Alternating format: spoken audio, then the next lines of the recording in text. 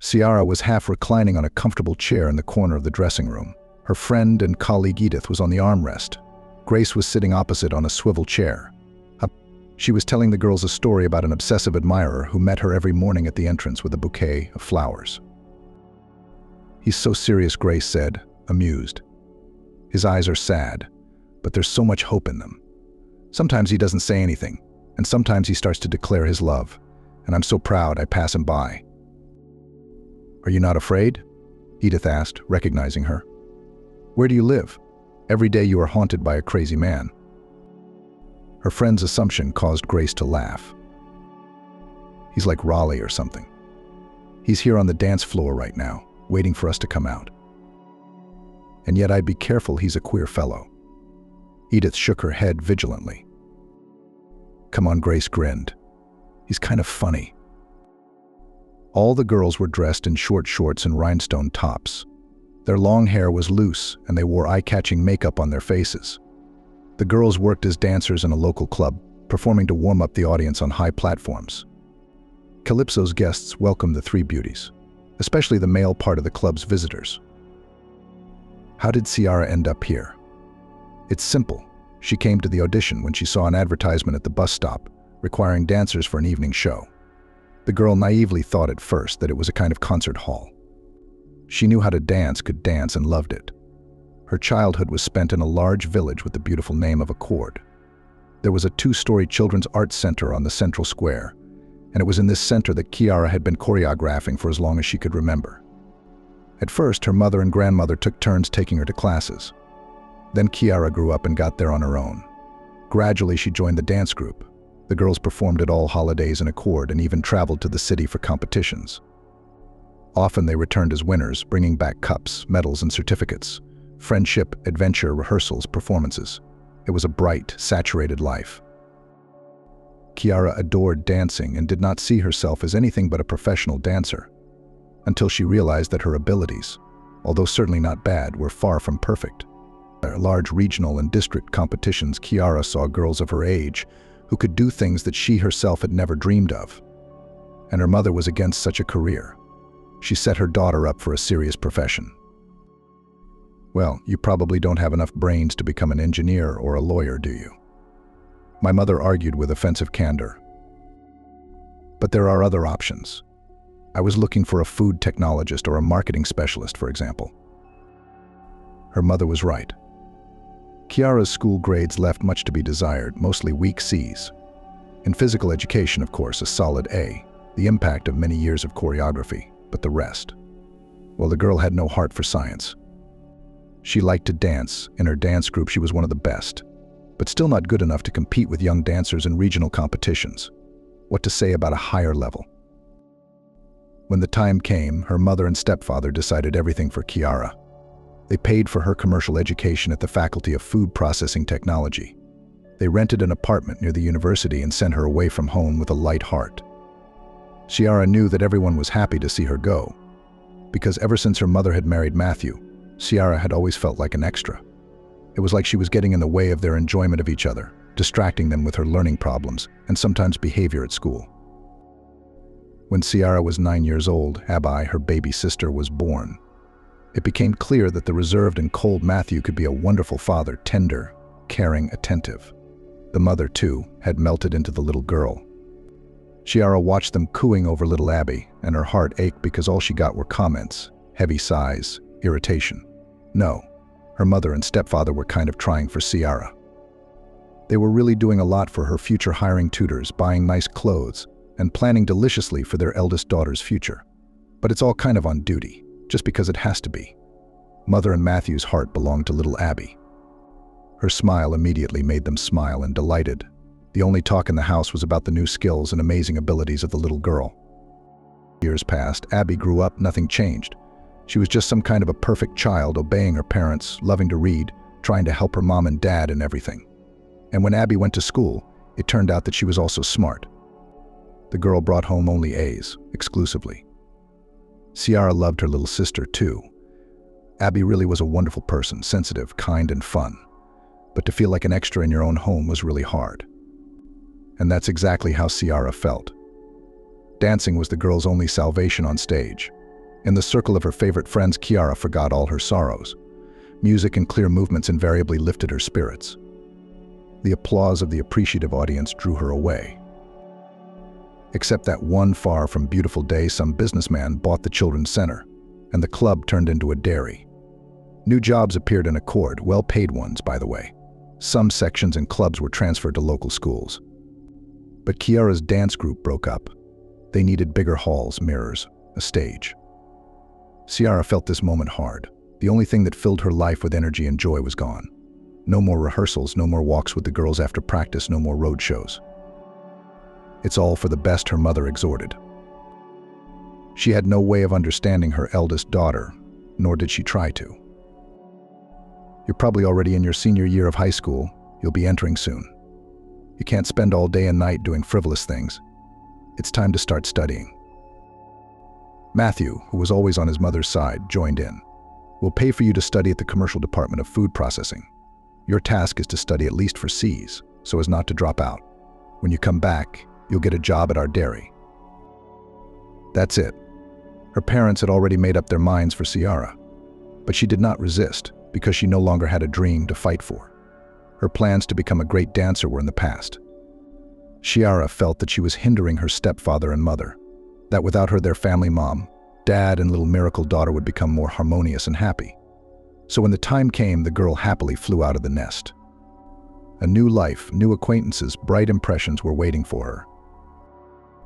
Her stepfather transferred money to Kiara's card twice a month, which was enough only for groceries, but the girl could not complain. She realized that her parents were not millionaires to provide her with a comfortable life. They already had to pay for her studies and rent. But there were so many interesting things in the city: movies, cafes, stores with beautiful clothes, nightclubs. All these pleasures were not cheap. And Kiara, of course, couldn't afford much. She needed money. Studying didn't take much time and effort. My mother was right. The commercial department of a not very prestigious faculty didn't demand anything supernatural from its students. The main thing was not to miss lectures and attend all seminars. That's why Ciara gradually formed a clear idea in her head: she needed a job. She can study and work part-time in the evenings. Waitress, saleswoman, animator, caterer. There were plenty of jobs for students in the big city. The girl methodically wrote them out in a notebook. In the end, she had an impressive list, some of which would definitely fit. And that ad recruiting girls for a dance show it came across by accident. Fate, no less. Of course, Ciara couldn't ignore it. The girl immediately dialed the number indicated in the ad. She was listened to and invited to the casting. Ciara arrived at the appointed time at Club Calypso. It was 3 p.m. The deserted dance floor looked really huge. Ciara was even confused at first. A scowling security guard escorted her to the dressing room. There she was given a strange costume that looked more like a swimsuit than a dance outfit. A silver skirt that looked like a wide belt, a tiny top. The girl who issued the costume realized everything by the surprised face of the young dancer. "So you don't know where you've come either?" she asked. "I told you that you should make a proper announcement. You're already so fifth. You're gonna leave now. Too bad, you've got the right data, huh?" "What's the job?" Ciara decided to ask after all. It turned out that they needed girls for club dances, slim young ladies who could move beautifully. When the degree of fun drops on the dance floor, the girls are released on the high platform, and they add energy and mood to the evening. "Will I be wearing clothes?" Ciara asked. The girl laughed. "Of course, this is a decent establishment. Yes, the dancers' costumes are revealing enough to attract attention, but it's only dancing. And we have good security here. They make sure there are no misunderstandings." Ciara thought about it and agreed to give it a try.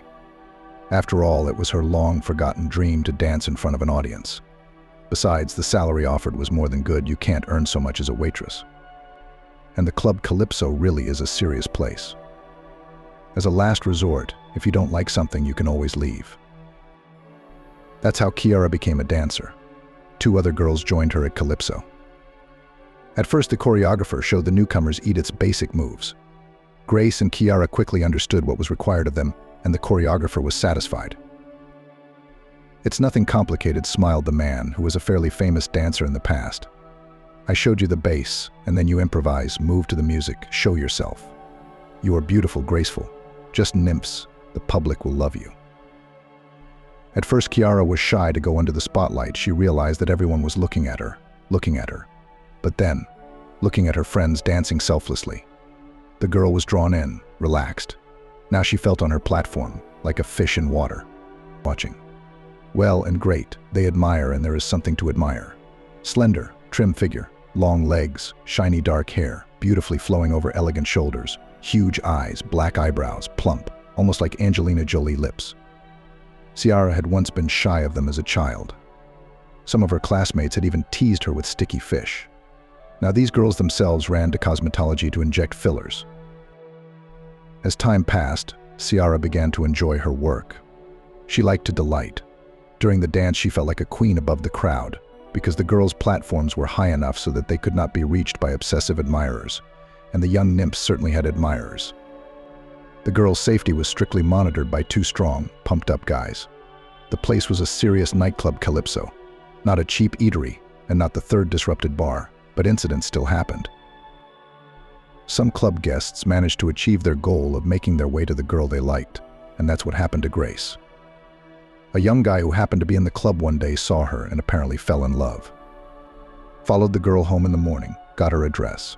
So now he meets her every morning with flowers. Grace laughs, but if it were Ciara, she'd be wary. There's no telling what this guy has in mind. And how did he track Grace down? The club's employees were leaving the club in the morning through a different building entirely, the one next door. That's surprising. Maybe he bribed one of the guards. Still, Ciara felt a little sorry for the guy. He must have Grace in his heart to be waiting for her at the door. And flowers aren't cheap these days. Maybe he's spending his last dime on a bouquet for EVA. Everything's funny to her. Ciara also had an admirer who knew more about her than he should. And he was nothing like the poor, humble guy who'd been keeping Grace in line. He was a grown man, mature and very wealthy. David owned a chain of high-end restaurants in their town. He was in his early 40s. Tall, athletic, fit, well-groomed, always stylishly and tastefully dressed, incredibly charismatic and charming. Her friends were even a little jealous of Ciara because of the fact that David paid attention to her. Usually the guards suppressed the girl's communication with the guests of the club. But this time the owner of the club approached Ciara and, a little stammering, proposed to meet. "One of our guests really likes you, a VIP guest. He wants to talk to you, just to talk to you. If you don't mind, I'll tell him, he'll understand. It's just that he's a powerful man." Ciara realized that this was something very serious. The club owner himself was almost making excuses for her now. She felt a little scared, and at the same time curious as to what kind of important figure was paying attention to her. Who was he, this person who made the master embarrassed in front of her and an ordinary dancer? Yes, and to Ciara's ego, this is a very big power. That's how irresistible she is, since she got such a man hooked. Anyway, Ciara then gave her consent to the meeting, which caused the joy of the boss. David came straight to her dressing room. So handsome, so strong. He was not distinguished by aggregates, muscles and pumped-up torso, but nevertheless made an impression of a very strong and confident man. The man looked over Ciara with interest, who had already managed to change out of her dance costume for blue ripped jeans and a stretchy t-shirt. David is mesmerizing. Really. Could this man be her admirer? Until now, the guards had been chasing away the boys who'd fallen in love with the pretty dancer, and now suddenly she had a man like this. David settled into the chair across from Ciara and smiled at her. The girl's confusion seemed to add to it. "Why are you so risky?" He finally broke the silence. "You look so different on the stage." Ciara smiled embarrassedly, her eyes downcast in a childish way that she couldn't quite figure out how she felt. This man, he was both intimidating and alluring at the same time. David took the initiative. He had mastered the art of negotiation. Ciara didn't notice how relaxed she was. The man asked the girl about her life and hobbies, so that she wanted to tell him everything. He listened attentively and made appropriate remarks. Once in a while, Ciara ventured to ask him questions too. He answered straightforwardly, without prevarication. So Ciara learned that David owned a restaurant business and was therefore a very rich man. He also had a wife and children. The man did not even try to hide it, as well as the fact that he really liked Ciara. He offered her to be with him together, to travel, to spend time, to communicate. "You're very beautiful," David said, looking straight into her eyes. These words from his lips had an incredible effect on the girl. She felt goosebumps run down her back, her palms grew cold, and the blood clung to her cheeks. "I'd really like to get to know you better, but I can see you're not ready yet. Am I right?" Of course he was right. David seemed to know everything in the world. Kiara nodded cautiously. "Well, I won't rush you," David smiled. "But no one will stop me from coming and admiring you. You don't mind, do you?" Of course, Ciara didn't mind. She realized that she would be dancing just for him from now on, and would search for David with her eyes among the crowd. He frightened her with his power.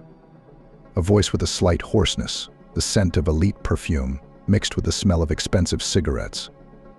It all made the girl's head spin. But something kept Kiara from taking a counter-step. She needed to think it over. David is married. He offers her to be his mistress. It's not an enviable role. After all, Ciara was raised in a traditional household, and all her neighbors were the same. Such liaisons were frowned upon in their village. And it was scary to be in the hands of such a powerful man. Now the final step has not yet been taken. David is keeping his distance, giving her a choice. Will Ciara have a choice later? That's the question. David was gone, and Ciara began a time of anguish and torment. At night, lying in her bed, she imagined David, trying to figure out where he was, what he was doing. Maybe he was generalizing another young beauty or working. Was he thinking about her? Or was her indecision the end of a relationship that had never really begun? The next day was Ciara's day off. She didn't go to the club, but on Saturday she was performing. Ciara danced on her platform and desperately hoped that David could see her now. She was trying for him, just for him, and David could see her. When Ciara returned to her dressing room, she found a bouquet of scarlet roses on her dressing table with a note from him. The man expressed his admiration for the young dancer and compared her to a lovely, graceful nymph. That would make anyone dizzy. David often came to the club. When Ciara noticed him in the VIP area, her heart began to beat faster. The man sent her gifts, a bouquet of flowers, a bottle of expensive wine, a dainty bracelet. Sometimes he showed up himself. Ciara always waited for these meetings. He sat in the dressing room in the chair opposite the girl. They talked. David looked at Ciara interested. In his eyes read admiration and passion. David waited patiently for a sign from the girl, and this attracted Ciara even more, but she still did not dare. Her friends called her stupid for it. Such a man, I shook my head dreamily. Grace, not like my begrudging admirer with the bouquets. If I were you, I wouldn't doubt it for a moment, said Edith. I wish I had been so fortunate. Try harder. Maybe you'll make it, said Grace. No, I've got the same beggarly students as you. Edith was not indebted. Ciara had her doubts.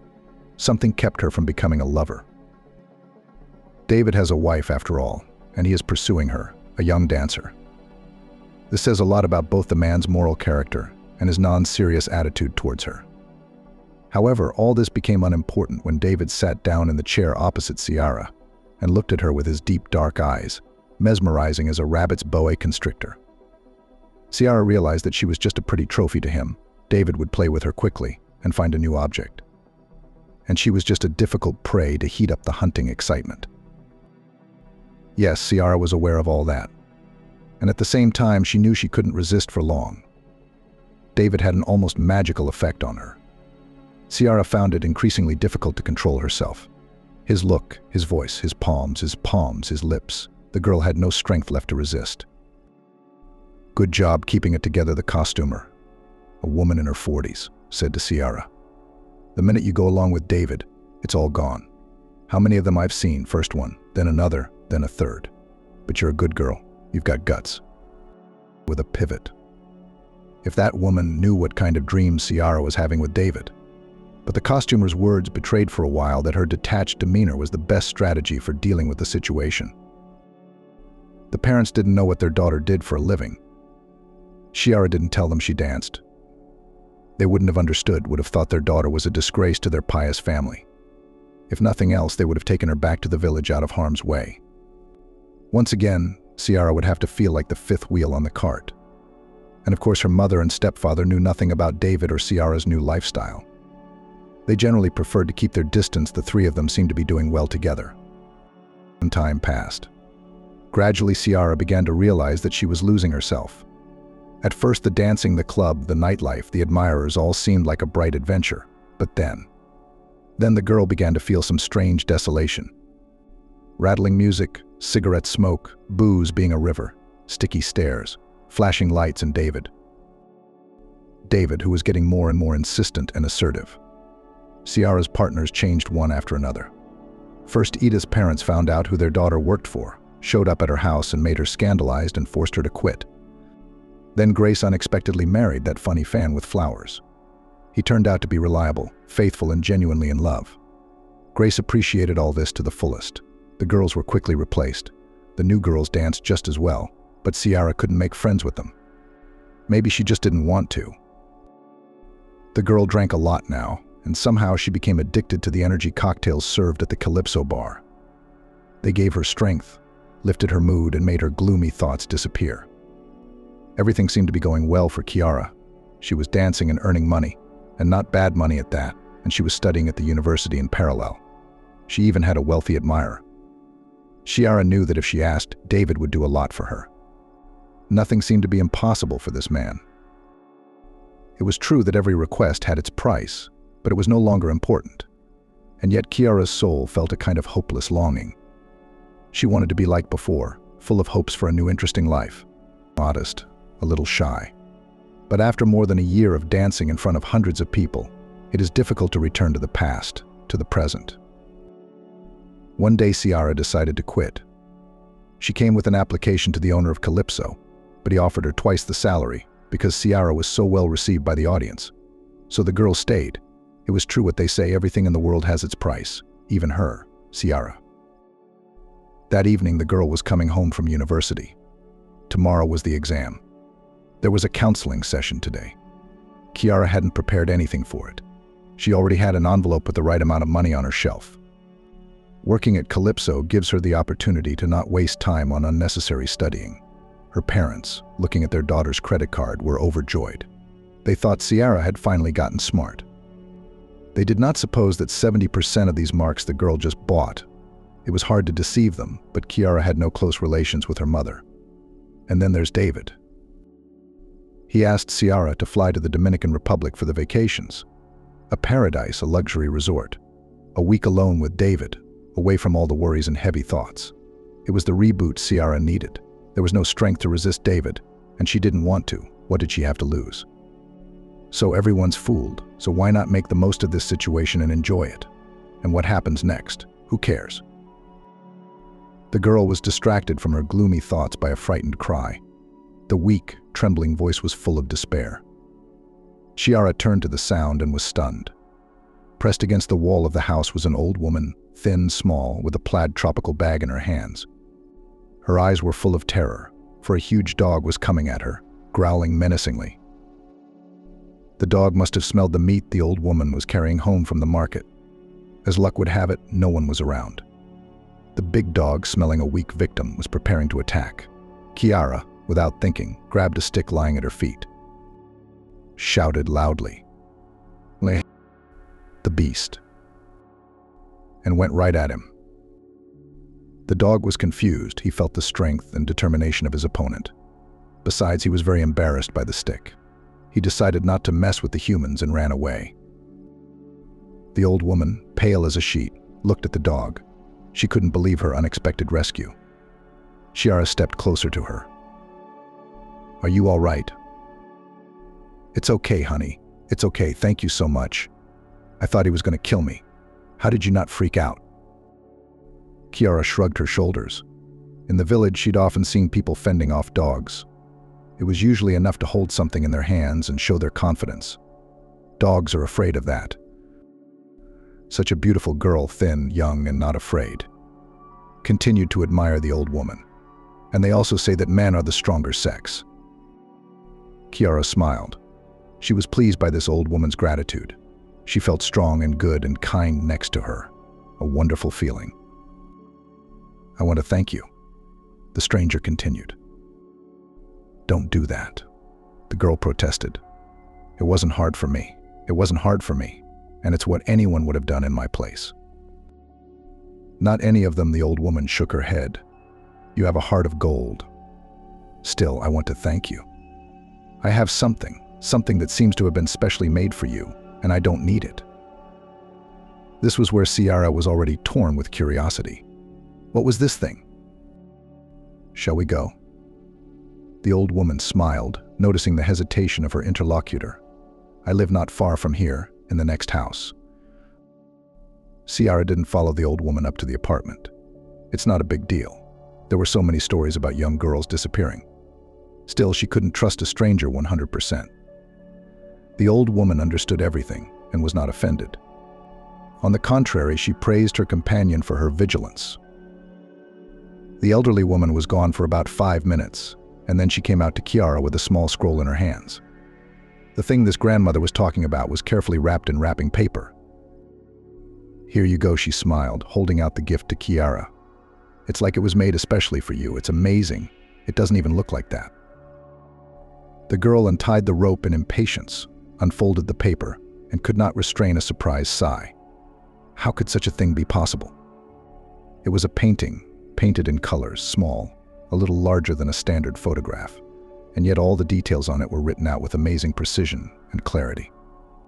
Ciara, gazing into this creation, became more and more amazed, because the painting was of herself, while working at the club apparently, one of her arms reaching upward, her back leaned back slightly, long hair spread across her shoulders. Only instead of the usual mini shorts, skirts, the artist drew on her an exquisite light dress on thin straps, as if shining from within. Like a princess from a fairy tale, the image was completed with a thin tiara. Ciara recognized herself. It was her face, her eyes, her eyebrows, her lips, her bracelet on her arm. Leather, wide, made up of an interweaving of thin bags.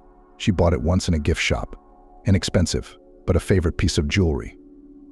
Darkness reigned around the heroine of the painting, lightly scattered by starlight. It looks like you, the old woman smiled. That's why I thought you should have it. It's one of my favorite paintings, but it suits you better, by God. Where did you get this? Ciara finally found her voice. Brandon gave it to me. The artist rented my apartment for a long time. Now he's been gone a couple months, but he comes to visit me sometimes. I used to treat him like my own grandson. I don't have any of my own, and Brandon's used to working. His family is strict and cold, so he melted and got attached to me.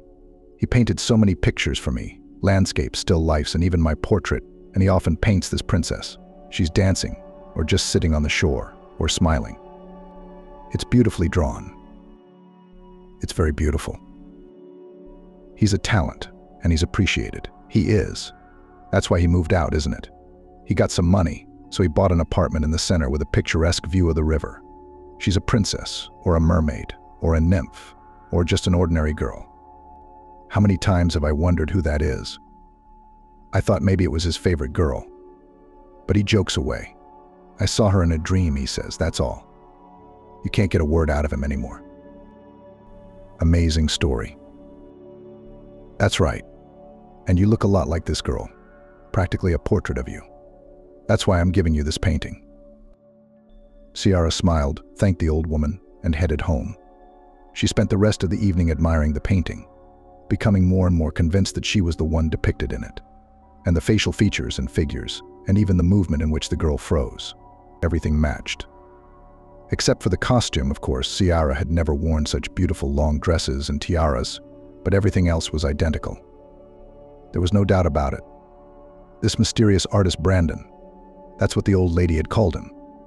He must have seen her at the club. During the dance, probably the movements from her dance and the painter depicted in his painting.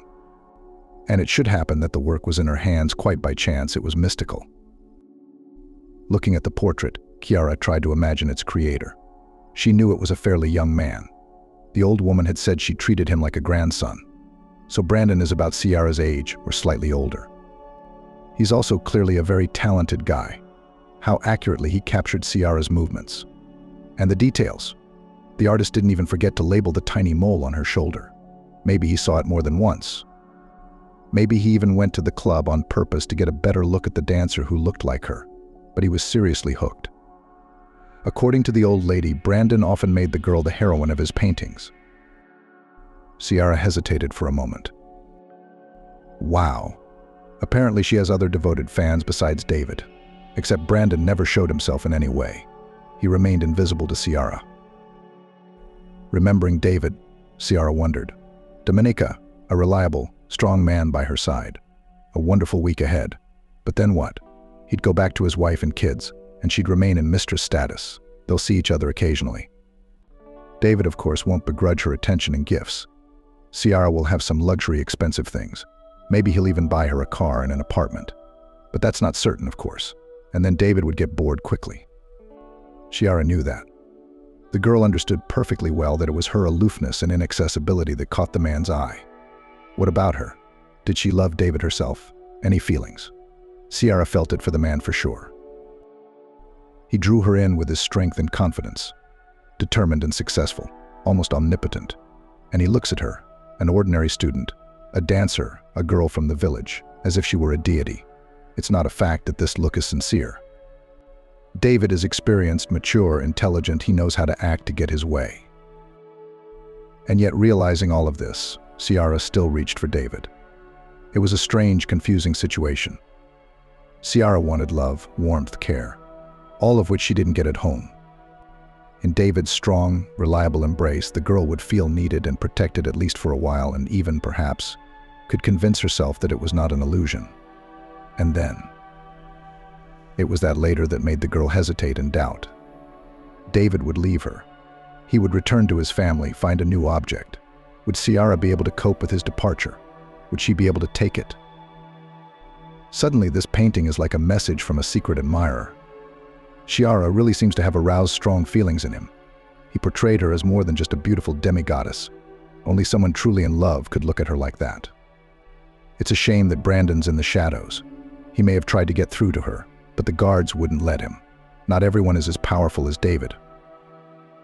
Ciara was suddenly very eager to get to know him, this artist for whom she had become a muse. To see what he looked like, to hear the young man's voice, to talk to him, and look into his eyes, only how to find Brandon in this huge city. The old lady said the artist had managed to buy himself an apartment in the center overlooking the river.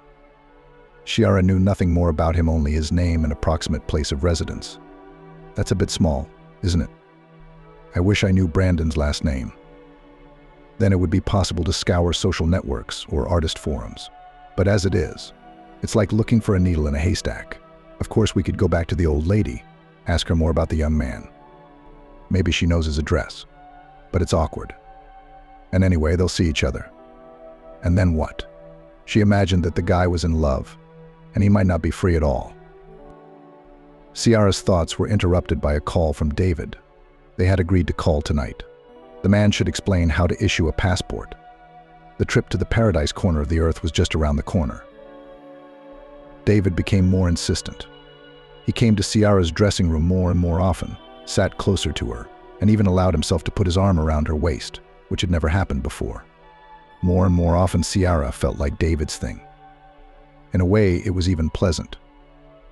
Next to him, she didn't have to decide anything, only obey his orders. On the other hand, it was overwhelming, but Ciara couldn't push him away, couldn't refuse him. They were going on a trip, and there was already a special relationship between them. It would be a little while before they became serious. Ciara's heart was heavy. She felt like she was making a mistake by getting closer to David. This relationship would change her, and it would change her irrevocably. Booze was a good way to drown out the painful thoughts. There was more and more of it in Ciara's life. A glass of wine before bed, weekends at the bar with a beer. This trend was starting to stress Ciara out. On the other hand, everyone around her was acting the same way. And it was okay, sort of. It was an ordinary summer evening. Ciara was sitting at home, watching TV, eating ice cream, relaxing. Today was her day off. She didn't need to go to Calypso. Some acquaintances had invited her to a bar, but Ciara had declined. She wanted to be alone in peace and quiet. The loud music and the hum of people's voices was enough for her at work. Suddenly, it was as if some unknown force lifted her off the couch and forced her to pull on shorts and a t-shirt. She was going downtown. Yes, a great idea to walk alone along the waterfront. She'd look at the houses, one of which appeared to be where the very same Brandon lived. The painting now had a place of honor in the apartment, standing on Ciara's nightstand. Every time she woke up, she saw herself in the image of a beautiful princess and smiled. She felt warm and light at heart. Someone sees her with such eyes, it means that she is not indifferent to this someone. Despite a weekday evening, the center was crowded. Parents with small children, couples in love, and teenagers on scooters strolled along the embankment. There was always a festive atmosphere here. Ciara walked along the embankment. On her right there was a parapet, behind which flowed a full-flowing river. On the other bank there was a huge park, overgrown with tall trees. Pleasure boats with vacationers sailed along the river. On the left side of the street stood out 5-story houses. They were quite new, recently built, but not typical high-rise buildings in the form of stone boxes, but buildings with fanciful balconies, galleries, and passages. Ciara knew it was high-end housing. The passerby was really starting to make good money from his paintings if he could afford to buy an apartment in a place like this.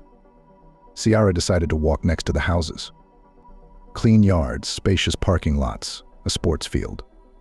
Behind the new buildings one could see old houses by which one could study the history of the city. Stucco patterned shutters, columns. Ciara involuntarily admired the old buildings. Now some organizations were located here, and once upon a time, merchants and artisans lived in these houses. Ciara's attention was suddenly drawn to the archway leading to the courtyard. I wonder what the girl was prepared to see there.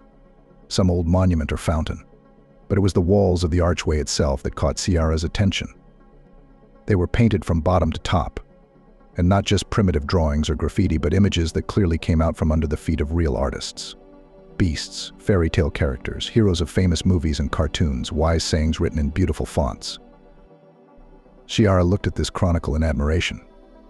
What an extraordinary place. Her eyes blurred with the abundance of drawings. She wanted to look at everything, absolutely everything, without missing a single detail. And then Ciara saw herself again. On the round, yellow surface of the moon, a girl with long dark hair, beautiful and sad, danced barefoot against the black of space. And again the same leather bracelet on her wrist, her favorite. She was still wearing it now. The girl's breath caught. This drawing was made by him, Brandon. The guy lives somewhere nearby and probably drew it just recently. The paint is still bright, fresh. The girl couldn't resist. She took an eyebrow pencil out of her bag and left a signature next to the picture. I've seen it. It's very beautiful. Only I'm not like that. Ciara returned home in a strange mood. On the one hand, she was happy to discover another piece of news from the mysterious Brandon and to see that she did indeed hold some place in his heart and thoughts. On the other, it was even harder now. Because after what had happened, she didn't want to see David at all. A relationship with him now seemed even more wrong. Ciara tried to imagine what Brandon looked like before she went to sleep. She might even have seen him at the club. She meant something to him, since Brandon drew her so often. The mother either died when he was very young, or her life was taken by an illness that developed after giving birth to an only child. The boy was raised by his father, a sullen and busy man, and also his grandmother, his father's mother. The child knew no denial of anything since childhood. His only parent, Jaden Wright, was a successful entrepreneur. The man always dreamed that his son, when he grows up, will continue his business. Jaden Wright planned to leave his mini empire to his heir. But something went wrong. Brandon didn't live up to his father's expectations. From an early age, he was indifferent to his business. Talking about purchases, profits, stocks, subsidiaries made him sad. Jaden Wright was angry, enrolled his son in financial literacy courses and economic schools. But Brandon was always there, in the ranks of the laggards, and the boy did not try to delve into all these wisdoms. His favorite pastime was drawing. From an early age, he drew on everything he could get his hands on. Paper, books, refrigerator doors, and of course wallpaper. At the same time, from under the hands of the kid came out not the usual for such age scribbles, and quite good drawings. Then the boy had albums, as well as paints, pencils, and felt tip pens. His drawings improved day by day. Everyone who saw them admired them and advised Jaden Wright to send his son to art school. But he just dismissed it. He considered drawing a dabble, something not serious. The man planned to develop his son in another direction. As a teenager, Brandon could stay in his room 24 hours a day. In his sketchbook appeared fantasy worlds, evil trolls, beautiful princesses, courageous heroes. Drawing, the boy forgot about everything and about lessons, and about the need to go to school, and even about food. Drawing absorbed him completely. He didn't need anything. Nothing else interested him at such moments. And if it hadn't been for his grandmother, who had almost forcibly torn his grandson out of his familiar world, Brandon wouldn't have left his room at all. But Emily was relentless. She made sure that her grandson did his homework, ate on time, and attended all the classes and clubs that Jaden Wright had chosen for him. Emily and her son were practical, savvy, goal-oriented people. Brandon's creative nature was alien to them, and it is unclear what caused conflicts and frustrations. Brandon's mother would have shared his hobbies. She herself was very good at drawing. Jaden Wright still kept his wife's drawings, which she sometimes gave him. It was a transfer to paper of song lyrics that both spouses liked. Brandon loved looking at these drawings. To him, they were like a connection to the mom he never knew. It made him feel good to know that he looked like her. Years passed. Jaden Wright had almost given up on his failed son. Brandon was not the kind of heir one might dream of. Weak, unsportsmanlike, withdrawn. Doesn't understand his father's business and doesn't even want to know about it. He is always in the clouds, socializing with losers like himself. He doesn't think about the future, but Brandon was not much different from the sons of Jaden Wright's acquaintances. Children of rich fathers really rarely think about the future. They already know that everything will be fine. And Brandon, against the wishes of his grandmother and father, continued to develop his talent. At the age of 13, he enrolled in art school, constantly participated in some competitions and even won prizes. Jaden Wright did not particularly delve into this hobby of his son. It was not interesting to him and seemed useless. Then Brandon began to earn money. He was already painting quite professionally, and there were people willing to pay for his paintings, albeit small, but quite real money, and then more. Brandon mastered computerized drawing. He got orders. Digital illustrations were in demand in publishing houses. They were used for website design, advertising, and so on. Jaden Wright wondered how it was that his son had really learned to earn money by drawing. Really, what kind of income is there? Just pennies for pocket change. But it was his own.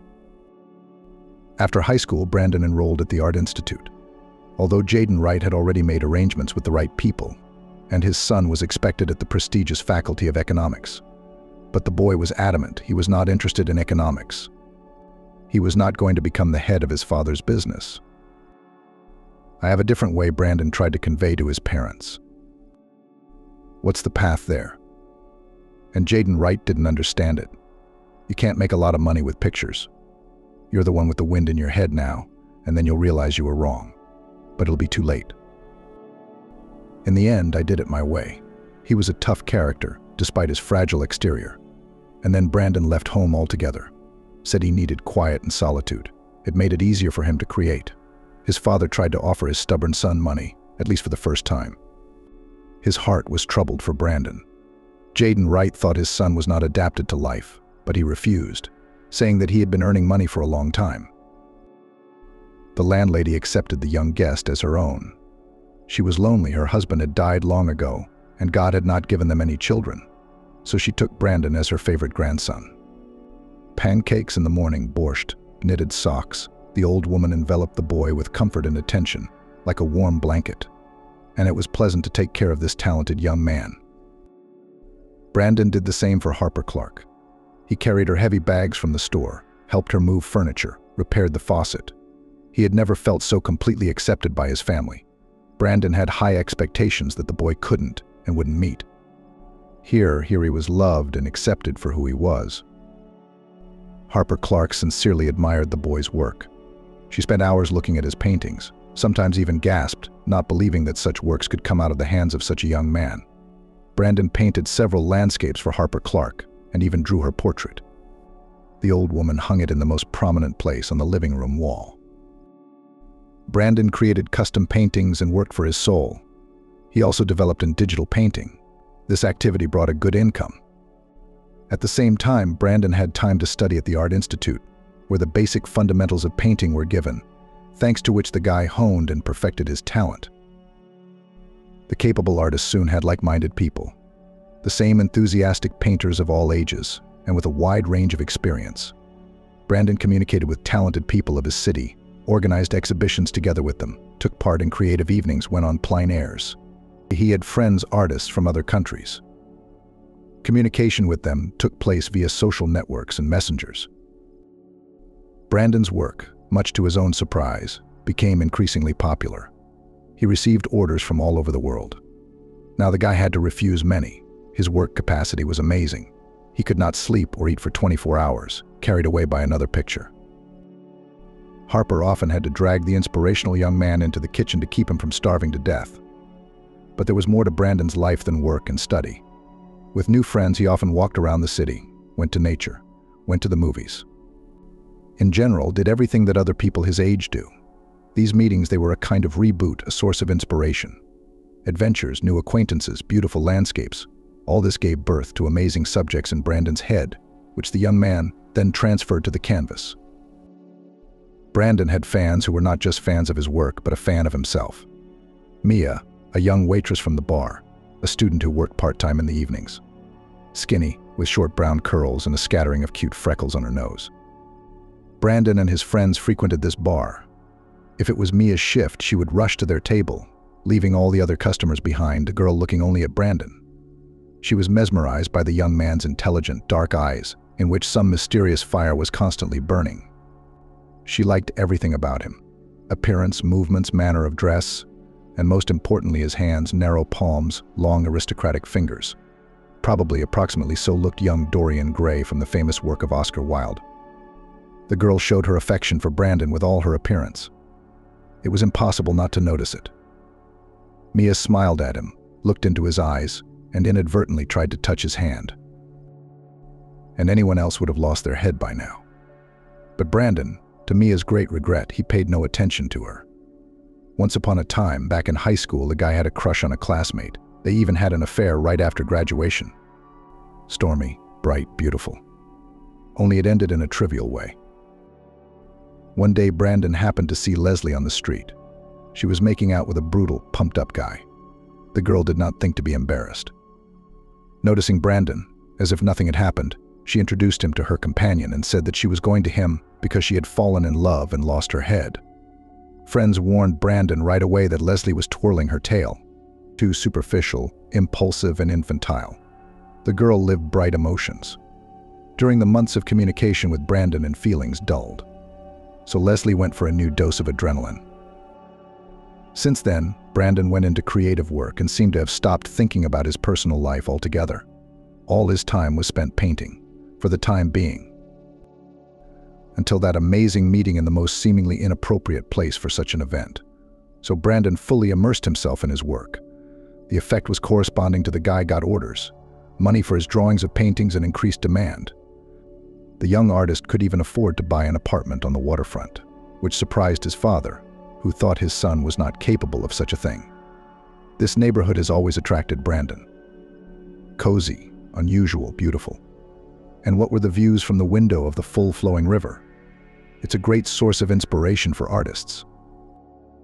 Sometimes Brandon visited Harper Clark. He was drawn to the warm, cozy atmosphere of her small apartment. The old lady always welcomed him with a happy smile and treated him to delicious home-cooked meals. His relatives and close people didn't understand him and constantly wanted to mold him into something else. It wasn't easy to feel his father's disappointment.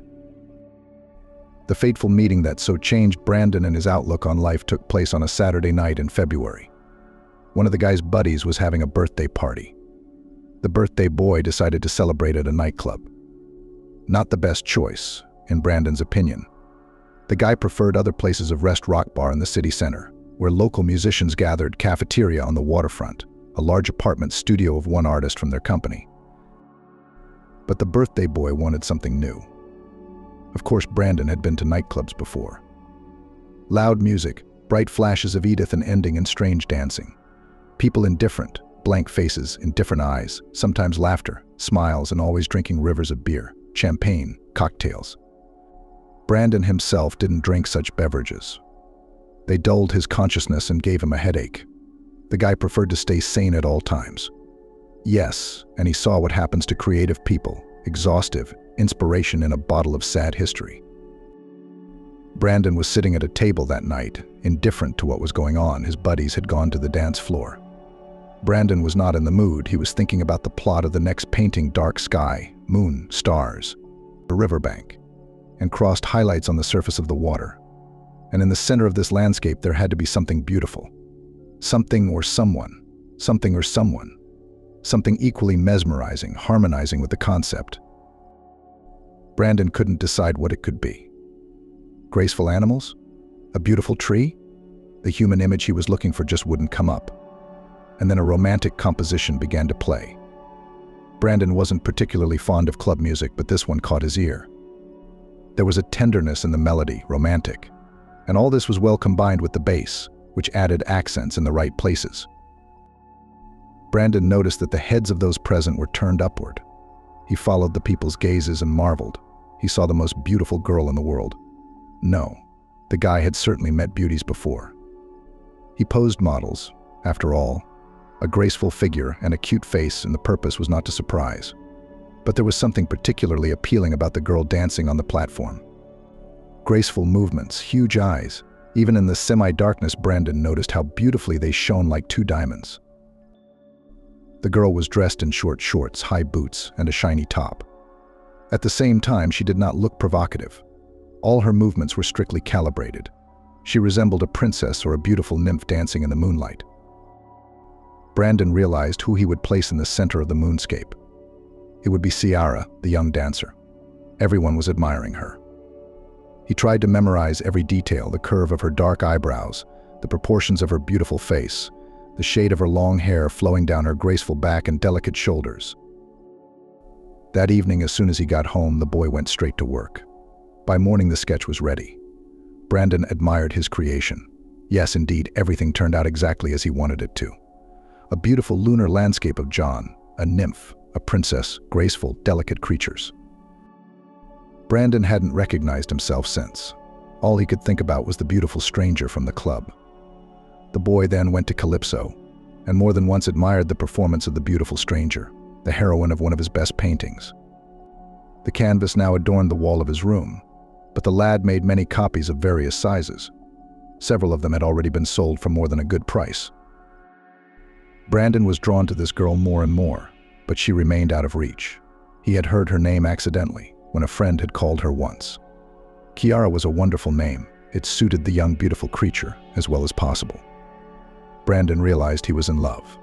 Probably for the first time in his life, his feelings for Leslie were nothing compared to what he felt now. Brandon wanted to hear the voice, to look into her eyes.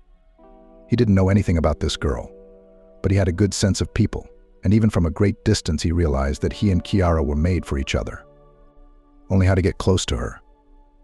She's always up there high up on the platform. Brandon realized he wouldn't dare approach her first. He'd never been a tough macho, but he didn't usually have trouble talking to people. But here he realized that if he'd been near Ciara, he wouldn't have been able to say a word out of excitement. She remained out of his reach. Beautiful, graceful, ethereal, distant and yet very close, almost kin. Brandon loved to visit Harper Clark. He liked the quiet, peaceful atmosphere of her small apartment. Every time the old woman was genuinely happy to see the former guest and tried to treat him to something homemade and tasty. Pies, pancakes, and borscht. Brandon would eat it all in both cheeks under Harper Clark's satisfied gaze. The guy gave her his paintings, and even once he drew a portrait of Harper Clark based on a photograph from his youth. She admired Brandon's work every time she saw it. "I can't believe a man can do that," she said, looking at his creations. That summer evening, Brandon came to Harper Clark's house again, bought her favorite candies at the supermarket, and went to visit. Sitting in the bright kitchen, Harper Clark in front of a plate of freshly fried, specially flavored pancakes for him. Brandon listened to the old lady's stories about her life. She had an argument with her neighbor, went to the clinic, the usual things, and suddenly, "Oh, I had an incident the other day." "I'm still reeling from it," Harper Clark admitted. "What is it?" Brandon looked up. "I'm walking home from the store tonight, and then, out of nowhere, a black dog jumps out at me. It's huge, angry, growling, coming towards me. I looked around and there's no one there, just like that." "Well, that's it," I think I'm finished. The dog is rabid. Probably normal dogs don't attack people. The dog pushed the old woman back against the wall of the house. Harper Clark was retreating. When she felt the cold concrete against her back, she realized that there was nowhere else to go. She could only wait for the inevitable. Harper Clark's heart beat in her chest like a trapped bird. And there's a young girl, beautiful and very brave. She put her stick in her hands and attacked the dog. The dog smelled her strength, tucked his tail and ran away. My savior. The guardian angel must have sent her. There was no one else. Brandon smiled. The world was not without good people. He'd realized that a long time ago. So I wanted to thank her. Harper Clark continued. She didn't like it at first, but I told her I had something that looked like it was made for her. And what is it? Brandon wondered. The painting is yours. I hope you're not offended. I gave her that princess who dances under the moon. Brandon nodded. He understood what it was about. A copy of his most successful painting, the one of Ciara. Of course I don't mind, the boy assured me. I gave it to you. You can do what you want with it. It feels good. Honestly. Just that girl, she looked just like the princess in the painting. Eyebrows and eyes and hair. Just as thin and beautiful. Similar? Brandon was wary. Yeah, I thought there was no such thing. It's an amazing coincidence. When I got over the shock, I saw the resemblance right away, and I thought, wow, that's amazing. And her. And when she saw the painting, she was very surprised, and she looked at it for a long time, unable to believe it. And then she started asking me where I got the picture from, what kind of person painted it, and so on. What about you? And I answered all the questions I told you about you. Only it so happened that the pseudonym in his creative speech did not go. I guess we were both confused. Me because of that damn dog, because of the painting. Her portrait is as mesmerizing as hers. Brandon couldn't sleep for a long time that night, going over Harper Clark's story in his head. Really? Has she met Ciara? It was just a chance encounter on the street. And the painting that Brandon had been inspired by Ciara had fallen into her hands in such a strange way. Or was it just a girl who looked just like her? No, Brandon realized, sensed with some sixth sense, Ciara had the picture. She now knew she had a secret admirer. And of course the girl guessed that the artist had captured her in a dance, which meant he had seen Ciara at the club. Surely now the girl is thinking about him, wondering who he is, trying to imagine his appearance. Brandon assumed that since fate had made such an interesting move, now that something would shift in his relationship with Ciara. But nothing had changed. He was still watching her from afar, from the dance floor. I mean, she would dance on the high platform and then disappear, always disappearing. Brandon had tried to watch for her outside the club many times, but he'd never seen her leave. Perhaps there was some other way out of the establishment, some secret door. Or maybe the employees left through the office building adjacent to the club. Brandon was disturbed by the growing sadness in Ciara's eyes. He could see it even from a distance. Something was going on in the girl's life. Either she was facing a difficult choice or something bad had happened to her. Either way, she needed the support of a trustworthy man. Brandon was ready to help her. In fact, he wanted to, if only he had the opportunity to do so. It was a warm summer evening. The sun was beginning to sink, coloring the sky in matchless pastel tones of pink, purple, and blue. Brandon was working, painting another picture for a customer. The man decided to make a gift to his elderly mother to present then, and a landscape depicting the place where her childhood passed. Guy loved the order. Brandon worked with inspiration and pleasure. From time to time he would glance out the window. The view of the waterfront always lifted his spirits. The vastness, the wide river, the smart people. A beautiful place. Today it was crowded. The motley crowd flowed down the street like a full-blown stream. Suddenly Brandon saw her. He could not be mistaken, he could not look at Ciara. Because he had drawn her so many times, he had followed her movements so closely. Among the crowd of people he noticed the girl who had become his muse, his inspiration and his dream. She looked very different from her performances. Her hair was in a high ponytail. On her feet, stompy sneakers. A light backpack on her shoulders. Ciara was wearing jeans and a simple gray t-shirt. but Brandon recognized her. Of course he did. What was the likelihood that Kiara would be passing by his windows just as he took his eyes off the canvas? Minimal. There was no way to pass up a chance like that. Brandon rushed to the window. Now he would swing it open and respond to Ciara. What happens then? It doesn't matter. The main thing was to attract attention, to hold the girl, to ask her to wait for him. She'll probably be surprised. Maybe even scared. But Brandon will explain everything to her, and Ciara will understand. As an artist, Brandon was a very sensitive person and understood perfectly well that he and Kiara were made for each other, as if they were halves of one whole. The damn window wouldn't open. The handle was jammed. Had this happened before? Or was I pulling it in a futile attempt to deal with the broken mechanism? It was no use.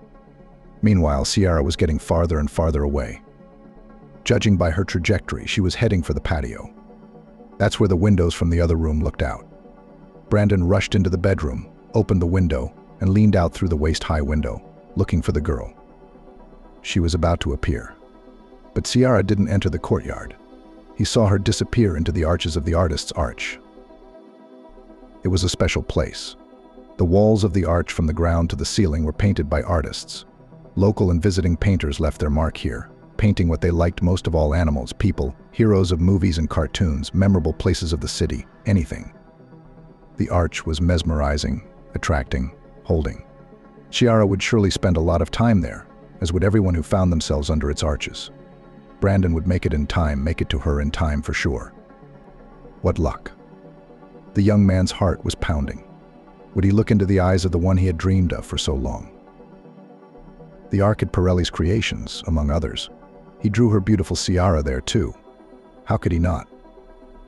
Since the young man first saw the beauty, she often became the heroine of his paintings. On the wall of the arch, Brandon painted the surface of the moon and Ciara dancing on it. Maybe the girl will even find her portrait. And if she doesn't, Brandon will show it to her. They were about to meet. Luck seemed to favor the young man as he sprinted out onto the landing. The elevator had just arrived on his floor. A neighbor stepped out and raised his eyebrows in surprise at the sight of the troubled young man. Brandon's hands were smeared with paint, as was his long apron, which he had forgotten to take off in his haste. Yes, he must have been a sight to behold. But Brandon didn't care about that right now. He was in a hurry to get to Ciara. The guy slid into the elevator car and pressed the first floor button with force. The doors closed. The elevator rushed down. Suddenly it stopped abruptly. The car stopped between floors, frozen. In desperation, Brandon began to press all the buttons, but in vain. A moment later, the lights went out. The elevator was stuck. It had happened before in their entryway. But why now? Why was it happening now?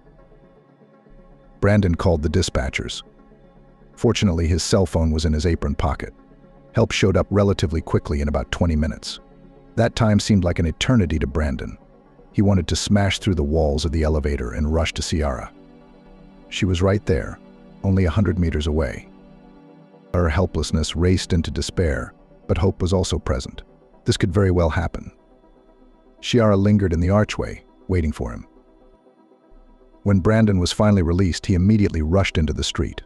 His path lay toward the archway. Someone was there. Someone was sure to be the lad heard voices. Indeed, in the archway, the guy caught a glimpse of people looking around in surprise, 2 guys and a girl. Ciara was not among them. Disappointment, sadness, pain. Brandon was hit with a whole gamut of feelings. How could this be? He walked over to the wall where he had once painted Ciara dancing on the moon, and saw the inscription that she had no doubt left behind. Ciara had written that she had seen his paintings and that she thought they were very beautiful, but the girl had also informed the guy that she wasn't like that at all. Not the way he imagines her to be. Brandon felt himself thrown into a fever. Ciara had left him a message. She knew Brandon would read it. She might come here again, or she might not. Either way, any opportunity to communicate with her should be taken. Guy pulled a black graffiti pencil out of his apron pocket and made an inscription below the one Ciara had left. He didn't even think about the content of the message. The right words were born in his head by themselves. You're the most beautiful girl in the world. The embankment under the old bridge. Ciara will find this place. She will. And that's where Brandon will leave another message for her. Without putting the matter off, the boy returned home, took paints, brushes, changed his clothes, and went to the embankment under the old bridge. It was a quiet, deserted place. It was here, on the concrete wall, that Brandon would write a message for Ciara. Or rather, he'd draw it. It's what he does best. All the more so because some unknown force was already pulling him by the hand to the wall, forcing him to create, to work, to draw. Brandon took on the task with passion. He drew the central town square, the fountain, the pyramidal poplars, the clock tower with a clock on the face. He marked the correct time. Then Brandon drew a bench, exactly like the one that stood near the fountain in that very park. And on it, on this very bench, the artist drew a girl. She sat half-turned toward the audience, head slightly down, cell phone in hand. It was Ciara, dressed exactly as she was today. Jeans, sneakers, gray t-shirt. If she saw it, of course she would understand everything, but to outsiders the work would remain just a beautiful and realistic picture. Ciara will understand. If she wants to, she'll come to the park at 6 o'clock at night. And he, Brandon, would wait for her there every day from now on. Back home, Ciara took a bath, warmed up dinner, and turned on her favorite TV series. The events unfolding on the screen did not occupy the girl much. She was thinking about what she saw today, that mysterious artist Brandon. He drew her again and again in the image of a beautiful girl, not just a girl, almost a sky dweller. That must be how he sees her. It's a big mistake. The guy is clearly in love with her, and, like every lover, idealizes the girl. The artist sees her through some very different eyes. How fortunate that they are strangers in reality. Otherwise, this man would be disappointed. Apparently, he is very young and inexperienced, since he doesn't understand who she is. And she seems to be David's soon-to-be mistress. And Ciara realizes that it won't be for long. It'll be a while before David finds someone else younger, more interesting, but she's still okay with this relationship. Why? But probably she wants to feel dear to someone for a while. And David, he knows how to court. Next to him, you feel unique, special, and the only one. So what if it's all just an illusion? It doesn't matter. The upcoming trip is the step that separates Ciara from giving up on David. And she's ready to take it, was ready. The girl had already decided everything for herself, but then suddenly there was this picture in the archway. A mysterious unknown artist was trying to tell her that she was beautiful and worthy of true love. And it was at this turning point that this image caught her eye. When she saw herself in this image, she doubted again, doubted that she was doing the right thing. David's married. He'd already had an army of them like Ciara. And how many more were to come? Maybe I should just say no to David. But the tickets are already bought, the hotel's booked. Perhaps it was too late, she should have thought of it sooner. Ciara decided that tomorrow night after the exam she would go to the archway again and look at her portrait. And there, on that wonderful spot, she would make her final decision. The following evening, Ciara stood in the archway again. This is a completely unique place after all. Even the atmosphere is special. And here's her portrait. But what is it? There was a new inscription underneath it. It must have been left by the artist. Or not. Maybe someone was just kidding. That's also possible. There's a lot of people here every day. Brandon, if it was really him, asked Ciara to go down under the old bridge. This was already resembling a quest, and Ciara just couldn't help but go there. The girl, trying not to change from a quick step to a run, went to the old bridge. It was at the other end of the embankment. It was a long walk, and Ciara couldn't wait to get there. Suddenly, under the bridge, there was a solution to all her problems, a way out of the difficult situation she was in, even salvation. The passers-by looked at the pretty girl in a hurry.